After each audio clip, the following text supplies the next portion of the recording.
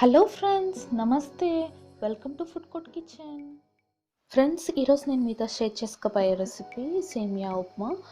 పర్ఫెక్ట్గా అలాగే టేస్టీగా ఎలా చేసుకోవాలో చూద్దామా మరి. ముందుగా ప్యాన్ పెట్టుకోవాలండి. ప్యాన్ హీట్ అయిన తర్వాత సేమియాని ఇందులో యాడ్ చేసుకోవాలి. సో సేమియాని యాడ్ చేసి కొద్దిసేపు డ్రై రోస్ట్ చేసుకోవాలన్నమాట. సో ఇలా చేసుకోవడం వల్ల టేస్ట్ అనేది బాగుంటుంది, అలాగే పొడి పొడిగా కూడా వస్తుంది. ఇప్పుడు 1 స్పూన్ గీ యాడ్ చేసుకుందామండి. సో గీ యాడ్ చేసిన తర్వాత మీడియం ఫ్లేమ్లో పెట్టుకొని కొద్దిసేపు బాగా వేయించుకోవాలి. ఈ సేమియా అనేది ఎంత చక్కగా ఫ్రై అయితే మనకి ఉప్మా అనేది అంత టేస్ట్గా ఉంటుంది, అలాగే స్టిక్కీనెస్ లేకుండా పొడి పొడిగా కూడా వస్తుంది. సో చక్కగా మనం దీన్ని రోస్ట్ చేసుకోవాలి. సో ఈ కలర్ వస్తే సరిపోతుంది. ఫ్లేమ్ ఆఫ్ చేసుకోవాలండి.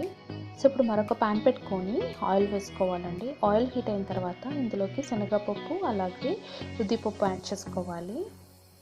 అలాగే ఆవాలు, జీలకర్ర కూడా యాడ్ చేసుకోవాలండి. అలాగే ముందుగా కట్ చేసి ఉంచుకున్నటువంటి ఆనియన్స్ని కూడా యాడ్ చేసుకొని కొద్దిసేపు వేయించుకోవాలి. అలాగే కారం సరిపడినంత పచ్చిమిర్చి కూడా యాడ్ చేసుకోవాలి. అలాగే ఎండుమిర్చి కూడా యాడ్ చేసుకోవాలి. అన్నీ వేసిన తర్వాత కొద్దిసేపు బాగా వేయించుకోవాలి.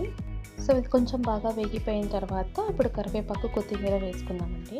అలాగే వాటర్ యాడ్ చేసుకోవాలండి. ఇప్పుడు 1 కప్ సేమియాకి 2 కప్స్ వాటర్ ఆ విధంగా యాడ్ చేసుకోవాలి. అలాగే టేస్ట్కి సరిపడినంత ఉప్పు కూడా వేసుకొని కొద్దిసేపు వాటర్ని బాగా బాయిల్ చేసుకోవాలి. సో ఇప్పుడు మనం రోస్ట్ చేసి ఉంచుకున్నాం కదా సేమియాని ఇందులోకి యాడ్ చేసుకోవాలండి. యాడ్ చేసి ఒకసారి అంతా కూడా చక్కగా మిక్స్ చేసుకోవాలి. సో చూస్తున్నారు కదా, ఇప్పుడు ఆల్మోస్ట్ 75% వాటర్ వెళ్ళిపోయింది. ఇప్పుడు ఒక్కసారి మాత్రమే కలిపి మనము లిడ్ పెట్టి కవర్ చేసి కుక్ చేసుకోవాలండి. సో లిడ్ ఓపెన్ చేసి చూసినట్లయితే చూస్తున్నారు కదా, సేమియా ఉప్మా అనేది పర్ఫెక్ట్గా కుక్ అయిపోయింది, అలాగే పొడి పొడిగా కూడా ఉంది. ఫైనల్గా కొత్తిమీర యాడ్ చేసుకుందామండి. సో చూస్తున్నారు కదా, సేమియా ఉప్మా అనేది ఎంత పర్ఫెక్ట్గా చక్కగా కుక్ అయిపోయింది, అలాగే పొడి పొడిగా ఉంది. ఎక్కువసార్లు కలుపుకుండా జస్ట్ మనం ఒకసారి కలిపి మూత పెట్టినట్లయితే ఎంత పర్ఫెక్ట్గా వస్తుందండి. సో ఫైనల్గా సర్వింగ్ ప్లేట్లోకి తీసుకొని సర్వ్ చేసుకొని పల్లీలతో గార్నిష్ చేసుకున్నట్లయితే చూస్తున్నారు కదా ఎంత అలాగే టేస్ట్ అయినటువంటి సేమియా ఉప్మా రెడీ అయిందండి.